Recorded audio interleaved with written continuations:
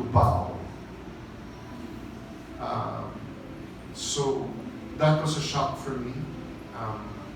And it was a cultural exchange also of how we Filipinos shout for justice and how some other countries or cultures just agree to not disagree or just to accept what their government tells them, which is also a lesson because everybody's wearing yellow. I had a show in Tagalog. Ang kulay ng puso ko ay dilaw, which was a branch out show from mga liham ko para kay Ina, which was at the Shangri-La Mall. I usually go back to Conspiracy Cafe. I don't know if you've heard of Conspiracy Cafe. Have you heard of Conspiracy Cafe? It's the bastion of poets, journalists, writers, singers. Owners are Bayang Barrios, Noel Cabangon, Joey Ayala. I think these people are identified with the opposition. Tabi-tabi po sa mga, I mean, I will say I'm really dilawan. Dilawan. I'm sorry. I apologize, but you have to know where my political stand is because artists are also politicians. Picasso was a politician. I can name other artists. There's a backlash now about political art. Panday Sining started vandalizing Metro Manila to the chagrin of Mayor Isko because he just painted the underpasses. And I was telling him, maybe he's trying to emulate Banksy. You know that artist?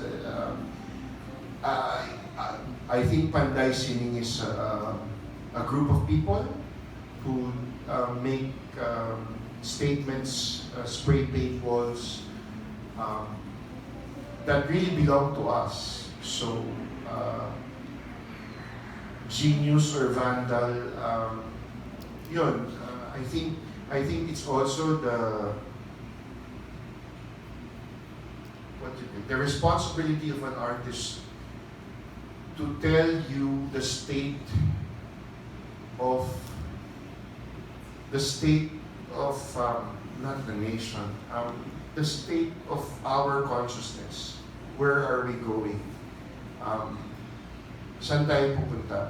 Artists are called prophets in a way because art can heal, art can change, art is a weapon, art, basta, you know, I mean, if you go out watching a movie that really moves you, maybe you'd cry after the movie or while the movie is showing, you're crying. I hope I'm not boring, you know.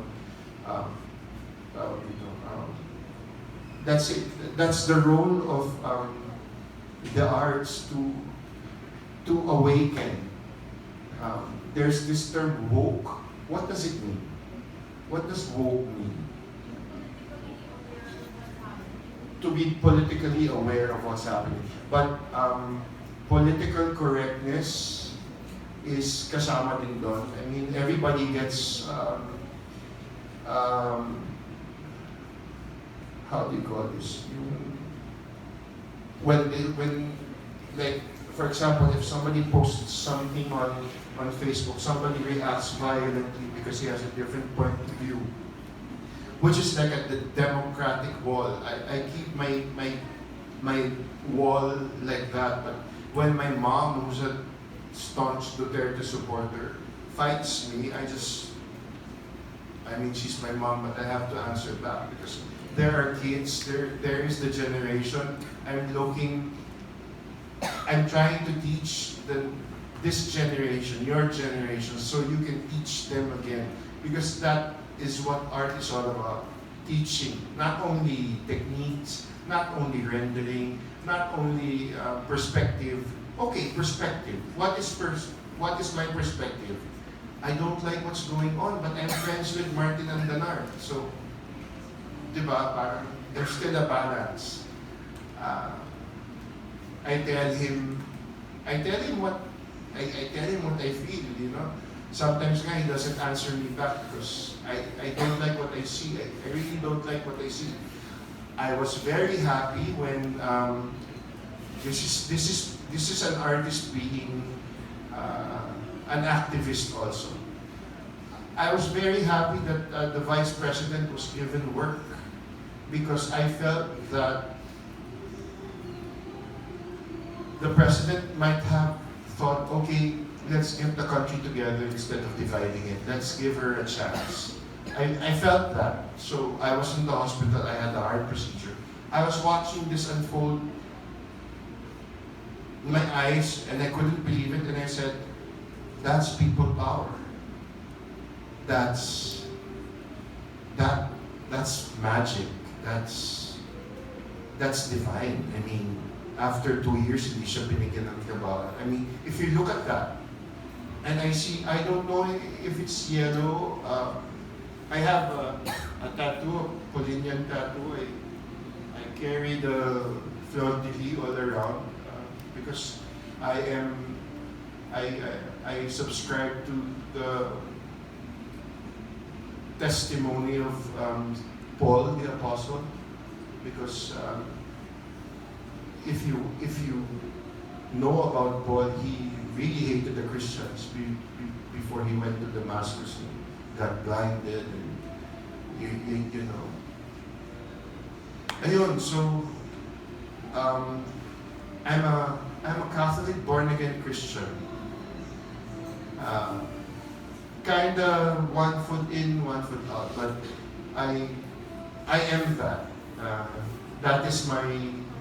I identify with being a Catholic because I'm sobrang saladong Katoliko. But after, oh, by the way, I forgot to tell you, I was a drug addict for 27 years.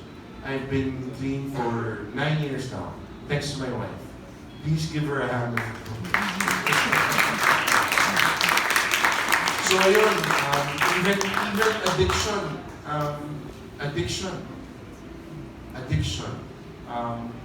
If you can stay away from those things, please do, because it destroyed my life. I became bipolar. I actually also want to talk about mental health. Van Gogh is bipolar, they say, but everybody goes through a lot. I mean, we all have problems. It's the way we react or not react to our problems. We have parents who only want the best for us. It's true. It's true. It's true. When they say don't go out at night, huwag kang makipagbarkada. It's true what they're saying. I'm telling you this because I'm a 50-year-old father with 4 girls. My daughters are all girls. One is 29, one is 27, one is 25. That one is going to get married soon, I think. And one is our Gabby, which she is 3 years old. So when I married my wife, I understood my parents. They will always tell you this, hindi mo malalaman kasi hindi ka pa ina o hindi ka pa magulang. Pero tama ang magulang. Tama sila. Pag sinabi nilang, wag nyo na lang gawin. Parang, tapos baka merong mga parties dyan, inom kayo, tagay kayo. Yun ang naging buhay ko. Kasi musikero din ako. Tagay bago tumugtog. Ipasa ang tagay bago tumugtog. Little did I know na nakakadalawang long neck na ako at siguro 12 beers. Long neck na emperador ha. Umaga. And that went on for 7 years. I was a cocaine addict. I was a heroin addict. Kaya madami akong tattoo. I wanted to cover the I would inject heroin, or I took a lot of pharmaceuticals, and then nung hindi ko na ma-afford, naging alcoholic ako, which is a blur. My life became a blur. Nobody wanted to work with me until I decided magko-komunista ako, pero sa alituntunin ng pagiging komunista, bawal uminom. Pero tumila ako sa isang professor namin na sosyalista. I met Ninoch Carrasca. I met all these people from the far left, from the middle to the far right.